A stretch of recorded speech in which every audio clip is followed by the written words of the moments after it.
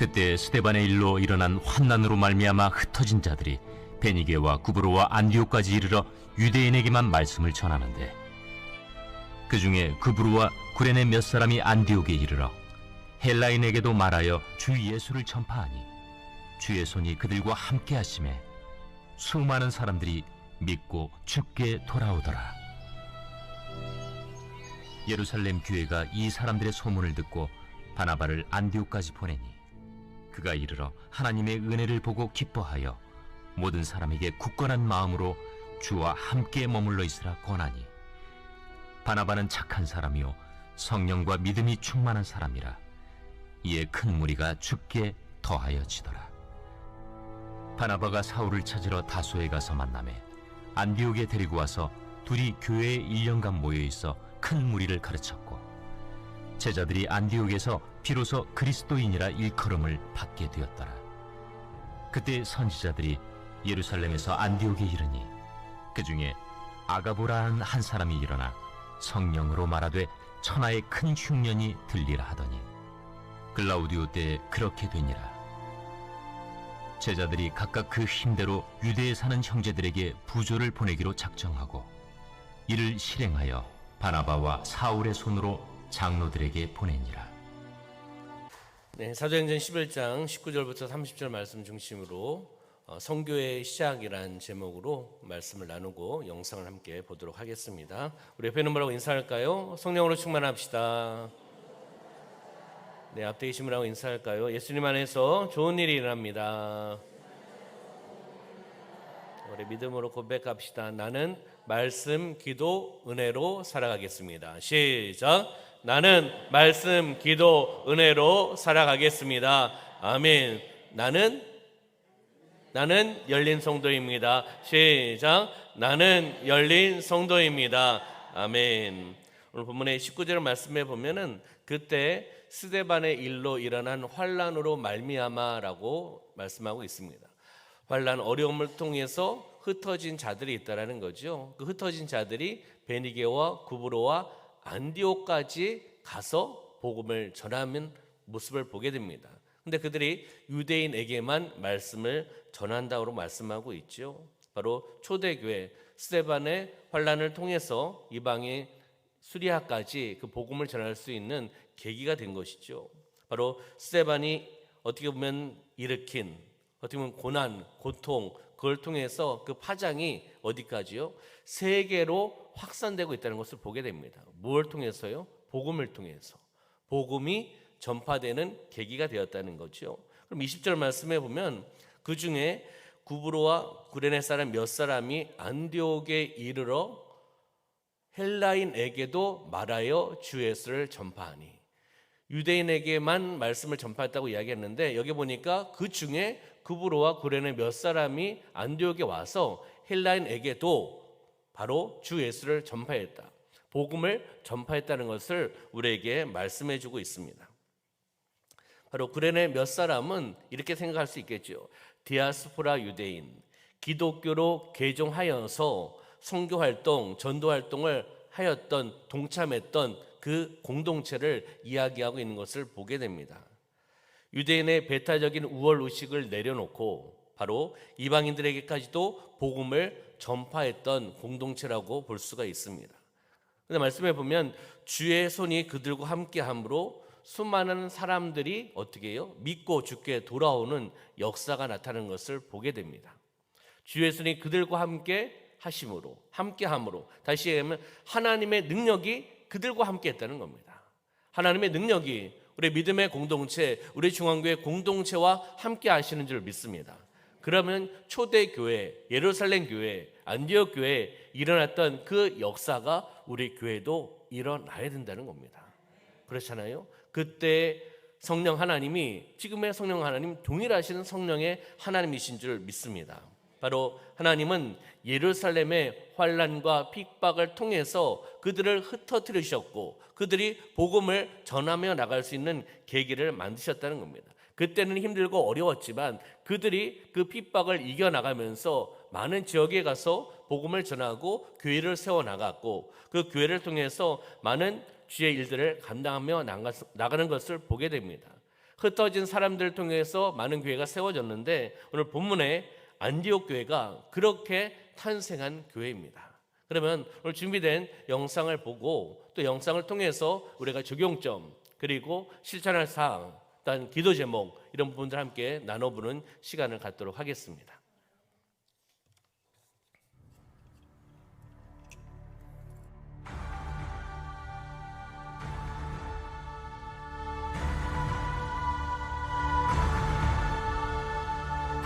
이 사울은 30대 전후에 아주 혈기왕성한 납비였을 것으로 생각할 수 있습니다. 사울이 볼 때는 예수 믿는 사람들이 신성 모독죄를 엄청나게 범하고 있는 사람들인 거예요. 그래서 사형을 거침없이 집행한 것이죠.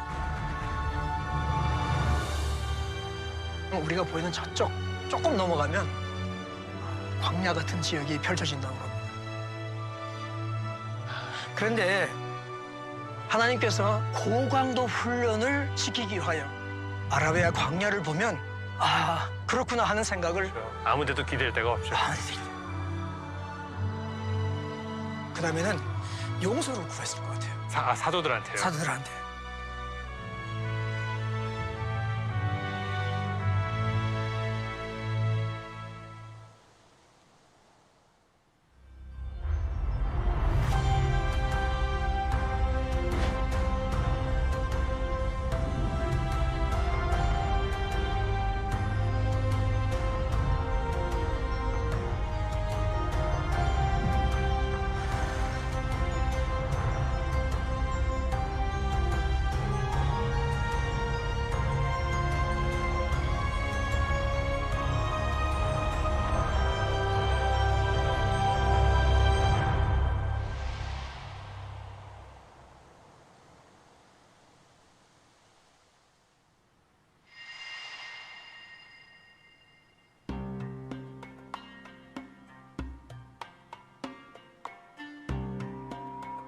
오늘의 이야기는 이곳 수리아 안디옥에서 시작된다. 역사상 최초의 이방인 교회로 불리는 안디옥 교회가 세워진 도시.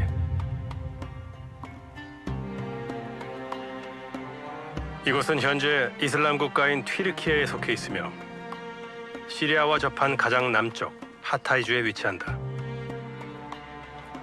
당시 수리아 안디옥은 인구 30만의 대도시로 로마 제국에서도 세 번째로 큰 도시였으며 셀레우코스 1세가 부친 안티오쿠스를 기리기 위해 세운 16개의 도시 중 가장 유명한 도시였다. 그리고 이곳은 사울이 처음으로 교회의 요청을 받아 사역을 시작한 곳이기도 하다. 세계교회의 뿌리와도 같은 이곳은 현재 지진 피해로 어려운 시간을 보내고 있다. 작년까지만 해도 건물들이 다 있었는데 너무 많이 무너졌네요. 지난 2023년 2월 강도 7.8의 큰 지진으로 도시 대부분이 무너지고 사람들은 삶의 터전을 잃었다.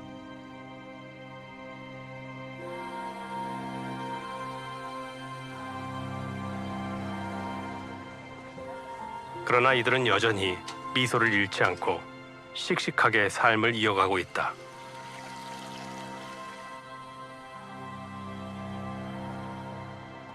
안디옥 교회가 세워질 당시 복음은 유대인들에게만 허락된 줄로 여겨졌다.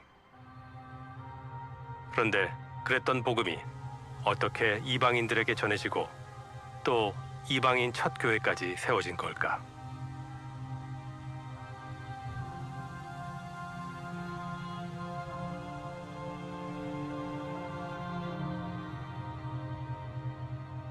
수리아 안디옥에 이방인 첫 교회가 생긴 건데요. 그 설립 과정이 궁금합니다. 어떻게 생기게 됐나요? 스데반 순교 이후에 그때 예루살렘 성도들이 사방으로 다른 도시로 다른 나라로 흩어져 갔었습니다. 그런데 그중에 어떤 사람들이 안디옥까지 오게 된 거예요. 이게 예수 믿어가지고 복음의 열정과 불이 있으니까 만나는 사람들에게 전도를 하는데 성경에 보니까 유대인들에게만 복음을 전하려고 했다는 것이에요. 예. 그랬는데 나중에 보니까 예수 믿은 사람들 중에 헬라인들이 상당수가 믿게 됐다는 것을 알게 된 거예요. 그렇죠. 네. 네. 뭐 유대인들이랑 다 섞여서 살았을 테니까 누가 유대인인지 이렇게 구분하기도 쉽지 않았어요. 그때 모습이 사람들 모습이 비슷해요. 옷도 비슷하게 입었어요. 풍습도 그렇고요. 그다음에 저쪽 중요한 거는 공용 언어가 헬라어였습니다. 아, 300년 동안 헬라의 지배를 받으며 한데 섞여 살아온 유대인과 헬라인. 어느새 외적인 모습만으로 서로의 출신을 구별해내기란 쉽지 않았고 의도하진 않았지만 유대인들이 그토록 미천하게 여기던 이방인들에게도 복음이 전해지게 된다.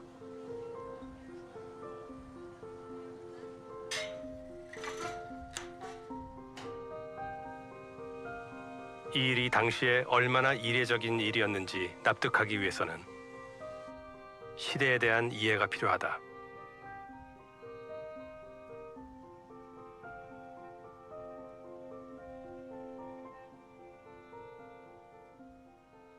그 당시에 이방인들에게 복음이 전해진다는 건 어떤 의미였을까요? 사실상 유대 성도들로 볼 때는 아주 사고의 지각 변동이 오는 것이고 하나님께서 새로운 일을 행하신다는 충격파로 왔었을 것이에요.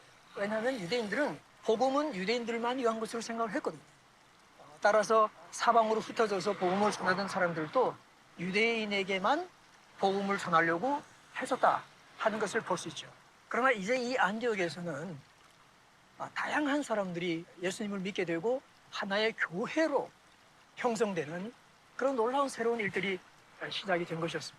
하나님께서 유대인뿐만 아니라 이제는 복음을 이방인들에게도 허락하셨구나 하는 것을 깨닫게 되는 그런 계기가 됩니다.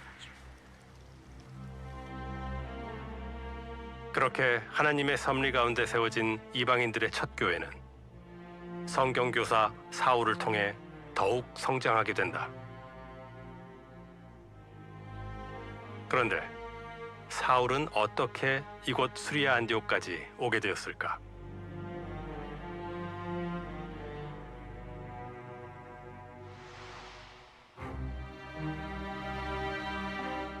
위험을 무릅쓰고 다시 찾은 예루살렘.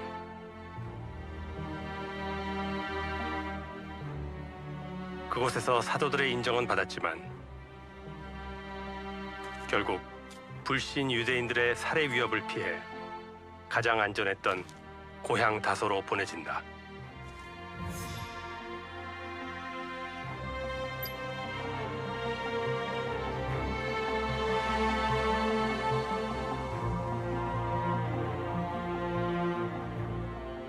바울이 예루살렘에서 다소로 또 다소에서 수리아 안디옥으로 와서 사역을 하기까지 어느 정도 시간이 걸렸다고 생각하십니까?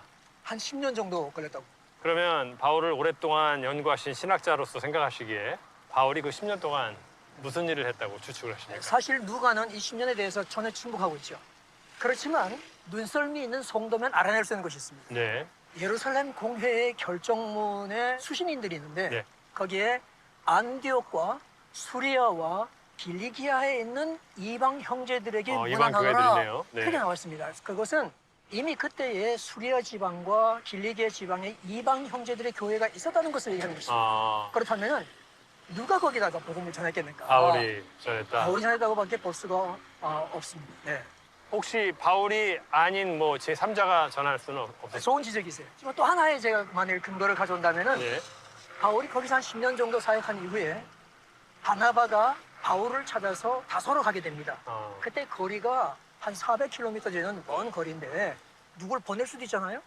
그러지 않고 바나바가 직접 갔다 이거죠. 그 가는 이유는 그냥 우리 안디옥 교회로 성경 교사 한 분 모시고 오자 네. 하는 의미에서 갔다기보다도 네. 틀림없이 바울이 지금 길리기아 지방에서 하고 있는 이방 사역의 이야기들을 이미 소문으로 전해 듣고 그동안 하고 있는 이방 사역을 한번 눈으로 확인도 하고 자기의 그 진심을 간절하게 전달하기 위해서 같이 갔다 생각합니다.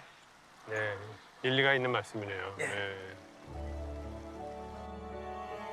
사울은 자신을 믿어준 바나바의 요청을 받아들여 더 큰 무대인 안디옥 교회로 사역지를 옮기게 되고 그렇게 이곳 안디옥 교회에서 첫 연합 사역을 시작하게 된다.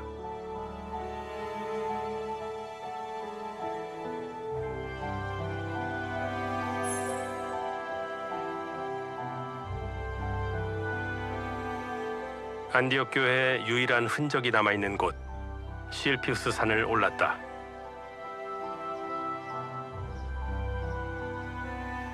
커다란 바위산 곳곳에 남아있는 과거 기독교 박해의 흔적들. 그리고 이곳 사울의 가르침을 받았던 안디옥 교회 성도들의 숨결이 남아있는 베드로 동굴 교회다.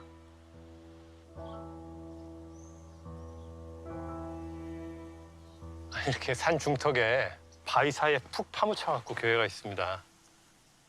마치 이게 산을 깎아내고 교회를 만든 것 같은데. 옛날 이 안에 동굴교회가 네. 있었다고 그러죠. 동굴교회고 이 지금 보이는 이 문 외벽은 12세기, 13세기 때 십자군들이 와가지고 전승을 따라서 여기가 안디옥 교회라는 것을 알고 이렇게 기념해서 만든 것이죠. 아, 그렇군요.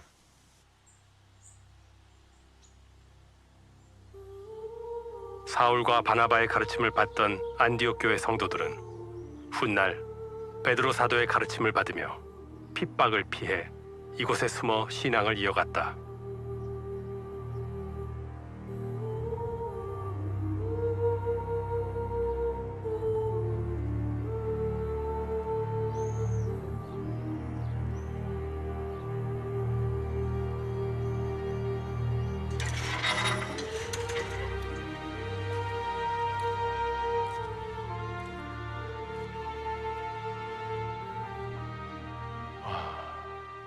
정말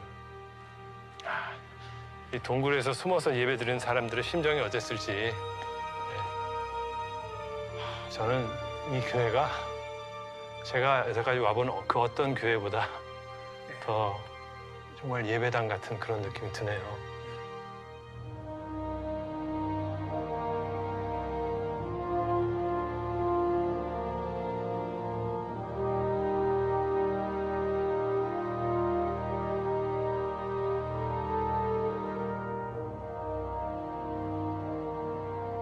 그리스도인이라는 이름이 가장 먼저 시작되었다고 전해지는 안디옥 교회. 그러나 처음부터 세상과 구별된 자라는 긍정적인 의미는 아니었다.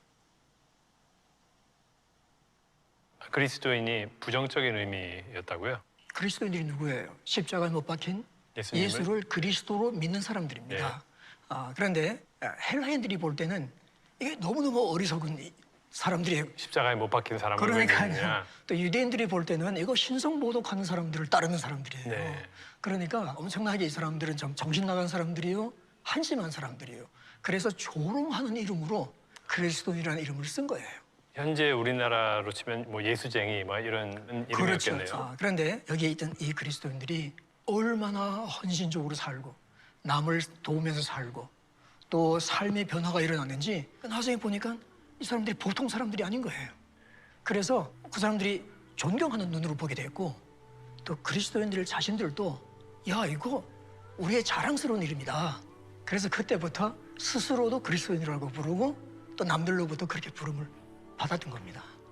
그러니까 처음에는 부정적인 호칭으로 쓰였던 그리스도인이라는 이름이 예. 수리아 안디옥 교회 성도들의 헌신과 또 삶의 변화 때문에 예. 나중에는 자랑스러운 명칭으로 바뀐 거네요. 예.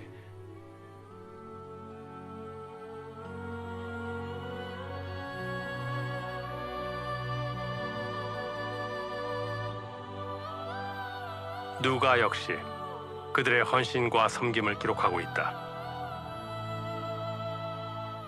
때는 클라우디오 황제가 다스리던 시기였다.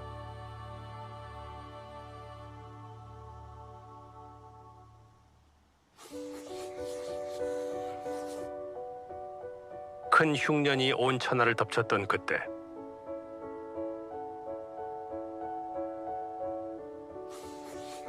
안디옥 교회는 예루살렘 교회의 가난한 형제들을 위해 헌금과 식량을 모아 보내게 되는데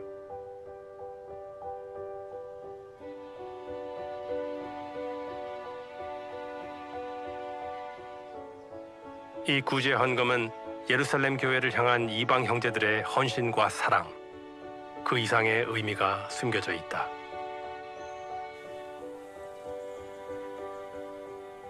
(10년) 전에는 겨우 숨어 들어와서 사도들을 만났던 바울이 이번에는 아주 당당하게 와서 사역의 열매를 가지고 왔을 때 감회가 새로웠을 것 같습니다. 그렇죠. 지금은 이제 어엿한 안디옥 교회의 성경 교사로서 그리고 사역의 열매를 가지고 그것도 유대인 사역의 열매뿐만 그렇죠. 아니라 사실상은 이방인의 사역의 열매를 네. 가지고 온 거니까 아마 네. 너무 기뻤을 것입니다.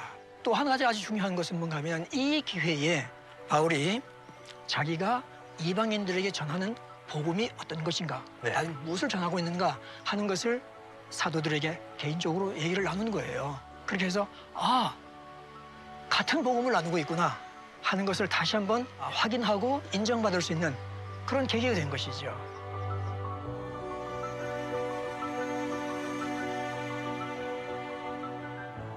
그들의 헌신을 통해 이방 교회를 향한 예루살렘 교회 안의 논쟁 또한 잠잠해졌다.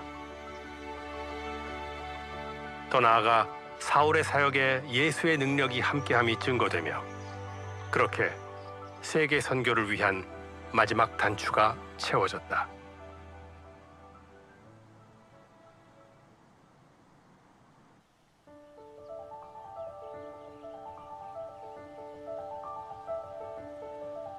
그리고 얼마 지나지 않아 예사롭지 않은 바람이 불어오기 시작했다. 최초의 이방 교회인 안디옥 교회를 향한 하나님의 계획은 여기서 멈추지 않았습니다. 그리고 안디옥 교회는 순종을 통해 선교에 참여한 역사상 첫 번째 교회가 됩니다.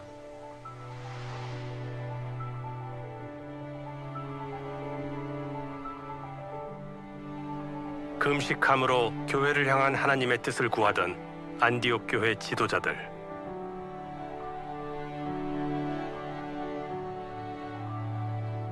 그러던 어느 날 그들은 성령의 음성을 듣게 된다.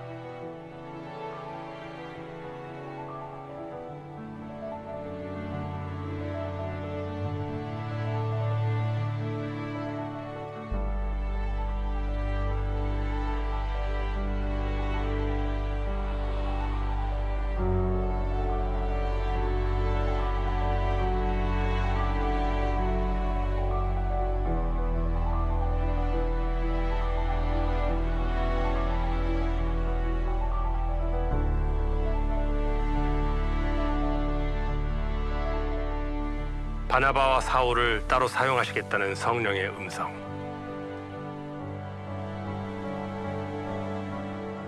왜 하필 이 두 리더를 택하셨는지 교회는 이해할 길이 없었다.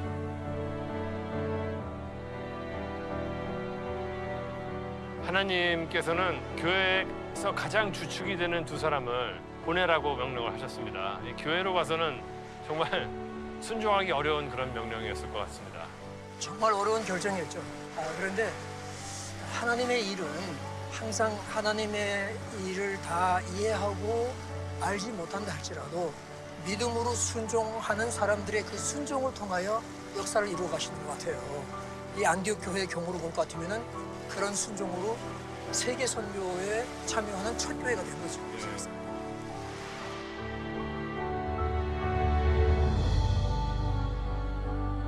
쉽지 않은 결정이었지만 교회는 하나님의 일을 위해 사울과 바나바를 보내기로 한다.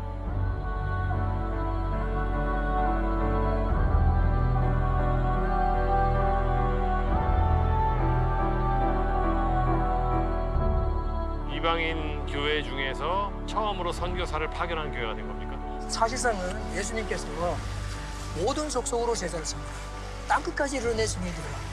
그렇게 말씀하셨을 때에 우리 사도들을 포함해서 이 지상 명령을 잘 이해하지 못했고 어디서 어떻게 시작해야 하는지 잘 알지 못했던 거예요. 물론 안디옥 교회가 다 이해한 건 아니지만 그러나 순종하면서 한 걸음씩 가다 보니까 하나님의 대역사 교회 가운데 있는 세계 선교를 실천하는 첫 번째 교회가 된 거죠. 완벽한 하나님의 때, 하나님은 교회의 순종을 통해 하나님의 일을 시작하셨다.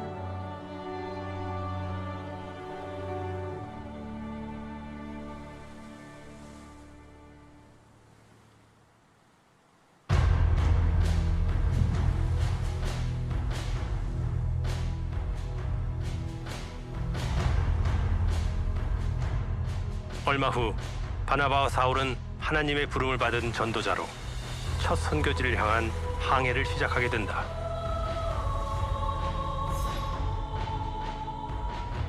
그들의 첫 번째 목적지는 바닷길로 3, 4일 거리의 섬 구브로였다.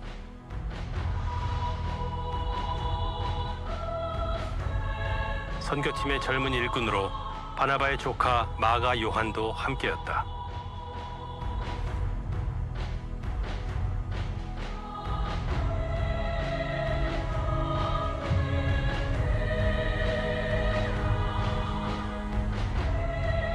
구브로는 지중해에서 세 번째로 큰 섬으로 현재는 남과 북으로 나뉘어 북키프로스는 튀르키예령, 남키프로스는 그리스령에 속한다.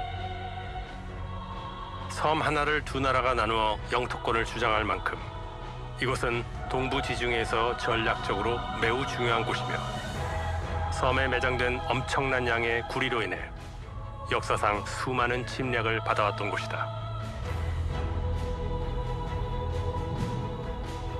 그리고 이곳은 전도팀의 리더 바나바의 고향이기도 했다.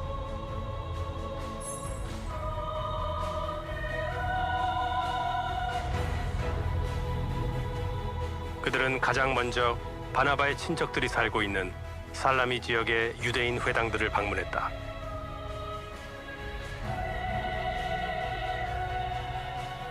그러나 이곳은 흩어진 유대인들에 의해 이미 복음이 전해진 곳이었기에 전도팀은 더 이상 이곳에 머물 이유가 없었다.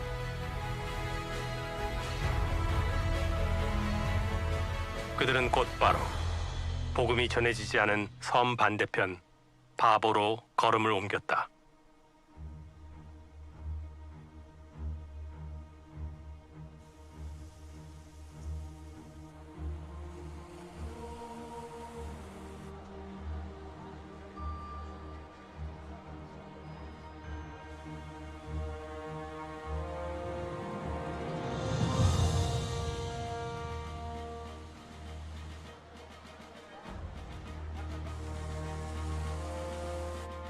기원전 58년 로마가 구브로를 점령한 후 지중해 패권을 지키기 위해 이곳 신바보에 수도를 건설했다.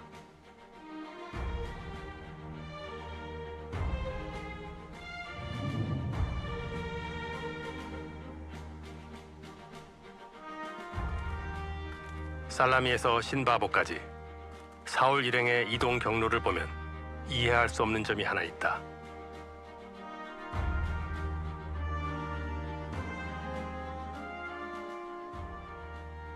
내려올 때 말이죠. 이 섬을 보면 위에 살라미 지역에서 해안선을 따라서 이렇게 평탄한 길로 내려오면 그렇죠. 쉬웠을 것 같은데 굳이 이 험준한 산을 통과해서 이렇게 내려왔단 말이죠. 네. 바울 일행이. 그 이유는 뭘까요? 로마 황제가 네. 헤롯 대왕에게 네. 구브로의 광장권을 주면서 네. 반반씩 나눠 가자 그랬어요. 네. 그러니까 헤롯은 많은 유대인들을 이곳으로 옮겨가지고 그래서 유대인들이 이곳에 와서 내륙 산악 지방의 광산촌을 이루면서 모여 있었습니다. 그 유대인들이 많이 있었겠군요. 그렇습니다. 예. 그러니까 그 험난한 산을 투르도스 산맥을 넘어가면서 유대인들을 만나서 전도하고 싶어서 그 험한 길을 택한 것 같습니다.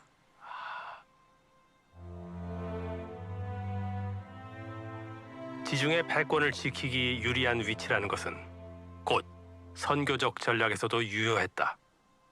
그러나 그들의 예상을 넘어서는 차원이 다른 사건이 기다리고 있었다.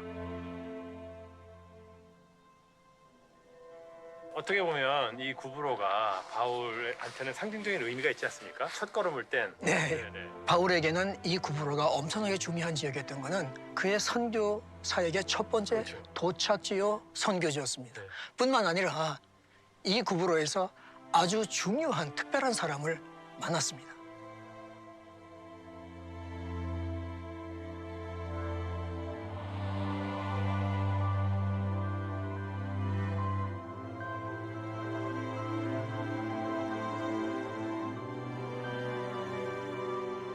와, 여기가 총독이 있었던 관저인가 봐요? 그렇습니다. 여기가 전체가 다 사실상은 총독의 관저고 그래, 굉장히 넓어요. 직무관청이고요. 그래서 이렇게 넓군요. 그리고 특별히 우리가 지금 서 있는 여기가 접견실로 알려져 있습니다. 그러니까 총독이 여기 앉고 네. 이제 접견실이니까 바울과 바나바가 그 총독의 초청을 받아서 여기 왔을 때 네. 아마 우리 같이 아. 여기에 서서 아마 총독하고 대화를 나누지 않았을까 그렇게 네. 생각해 봅니다. 그런데 말이죠. 로마 총독이 바울과 바나바 일행을 어떻게 알고 이곳으로 초대를 했을까요? 이 구브로에는 네. 작은 섬이지만 유대인들이 많이 살았지 않습니까? 네. 그 사람들이 섬기는 유일신 하나님에 네. 대해서 들었고 또 그 사람들이 살고 있는 경건한 삶에 대해서 이제 얘기를 쭉 들어봤었을 것 같아요. 네. 그런데 이번에 이 구브로에 무슨 특별한 선생들이 도착을 했다. 그리고 사방 다니면서 말씀을 전하고 있다고 하니까 뭐 그런 소문을 들었겠죠. 이분들이 유명한 선생인 것 같으니까 한번 들어보려고 초청을 한 거죠.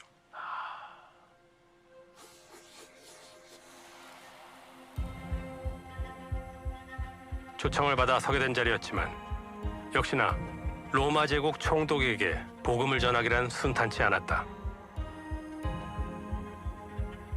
총독 곁에 있는 바예수라는 마술사가 사울과 바나바를 방해하고 나섰던 것이다. 그러나 성령이 충만했던 사울이 기적을 행하며 복음의 능력과 하나님의 살아계심이 더욱 강력하게 증거되었고 로마 총독 서기오 바울은 그렇게 예수를 믿게 된다.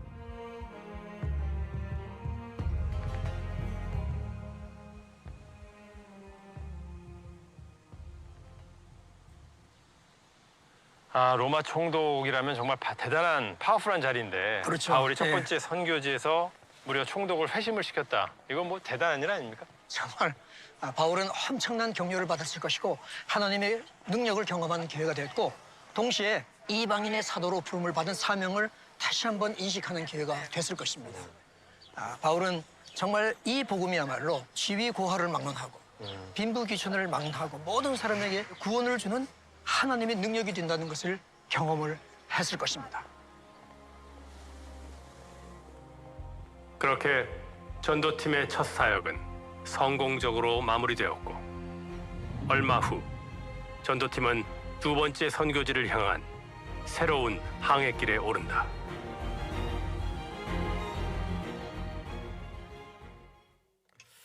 할렐루야.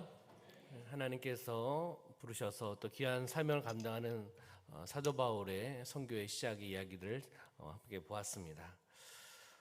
우리 잠깐 묵상할 것들 한번 보도록 할까요? 묵상 한번 띄워주시면요. 하나님의 뜻을 분별하기 위해 나는 가끔 금식하며 기도하나요?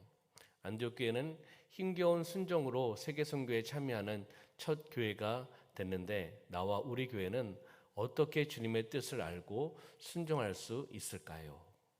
어떻게 보면 사도 바울과 안디옥 교회의 그 모습을 우리 보면서 우리 삶 가운데 한번 적용해 보시길 바랍니다. 묵상하면서 하나님의 뜻을 분별하기 위해서는 우리가 어떻게 하고 있는가? 혹 하나님의 뜻을 분별하기 위해서 내가 금식하며 기도하고 있는 적은 있었는가?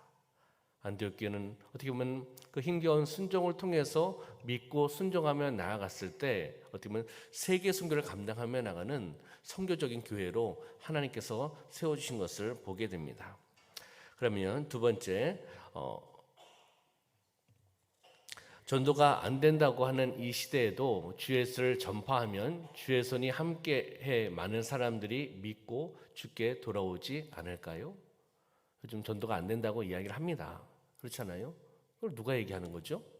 네, 누가 얘기하더라고요. 전도가 안 된다고. 네, 전도가 안 된다는 이 시대에도 주 예수를 전파하면, 주 예수를 전파하면, 복음을 전파하면, 주의 손이 함께 하시면, 하나님이 함께 하시면, 하나님의 능력이 함께 하시면 많은 사람들이 믿고 주께 돌아오지 않을까요? 할렐루야. 믿으십니까? 우리가 안 된다, 안 된다 라는 생각에 사로잡히기 때문에 안 되는 거죠. 그렇잖아요. 주 성령의 능력이 임하시고 역사하시면 사도 바울이 있었던 그 시대나 초대교회 시대나 지금 우리가 살고 있는 이 시대나 역사하실 줄 믿습니다. 전도가 되지 않는다는 것보다 전도를 하지 않는 것이 더 큰 문제가 아닐까요? 전도가 되지 않는 것보다 전도를 하지 않으니 전도가 안 되겠죠. 그렇죠? 중요한 것은 삶의 현장에서 복음을 전하는 거죠. 그렇잖아요. 우리의 삶의 현장이 바로 선교지입니다. 요즘 특별 새벽 기도를 통해서 가상 실현과 그리고 선교적인 삶에 대한 부분들을 한 말씀을 통해서 계속 적용하고 있지 않습니까?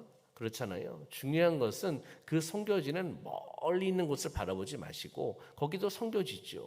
그렇지만 우리의 삶의 현장, 일상생활, 일터가 바로 하나님께서 우리를 보내신 선교지라는 개념을 가지고 살아가시기를 소망합니다. 삶의 실천을 한번 볼까요? 삶의 실천. 첫 번째 한번 읽어볼까요? 시작.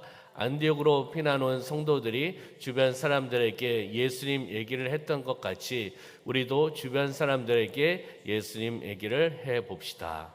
아멘. 안디옥으로 핍박받고 안디옥까지 왔지 않습니까? 그들이 와서 핍박을 받았지만 복음을 전하고 예수님을 전파하며 나갔다는 거죠. 예수님 이야기를 한 거죠. 그래서 그들이 전파함을 통해서 많은 교회들이 또 세워졌고 전도와 선교를 감당하지 않았겠습니까? 중요한 것은 삶의 현장 속에서 예수님의 이야기를 우리도 함께 해봅시다. 할렐루야. 두 번째 볼까요? 두 번째, 간절한 기대와 열린 마음으로 개인적으로 교회적으로 주님의 뜻을 구해봅시다. 간절한 기도, 열린 마음. 열린 성도라고 고백하잖아요.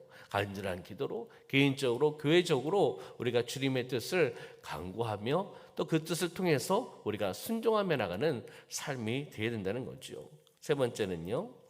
시작. 성령께서 버거운 요청을 하신다 해도 믿음으로 순종해 봅시다. 아멘. 성령께서 우리에게 어떤 것을 요청하고 감동을 주셨을 때 그것이 내가 생각하기에는 버거운 요청일 수도 있고 힘든 요청일 수도 있습니다. 그러나 믿음으로 순종하며 나갈 때 놀라운 일들이 일어날 줄 믿습니다. 아까도 선교사님과 차인표 집사님이 함께 이야기를 하면서 이야기를 하잖아요. 하나님의 뜻, 하나님의 계획을 어떻게 다 알 수 있냐. 그들이 믿음으로 순종하며 나갔을 때 하나님께서 열매를 맺어 주셨다. 그런 이야기 아니겠습니까? 그런 일들이 바로 우리의 삶 가운데 이루어지는 삶의 현장 속에서의 하나님의 이야기, 복음의 이야기가 되기를 소망합니다. 그러면 우리가 오늘 선교의 시작이라는 영상과 말씀을 통해서 우리는 믿음으로 살아가야 됩니다.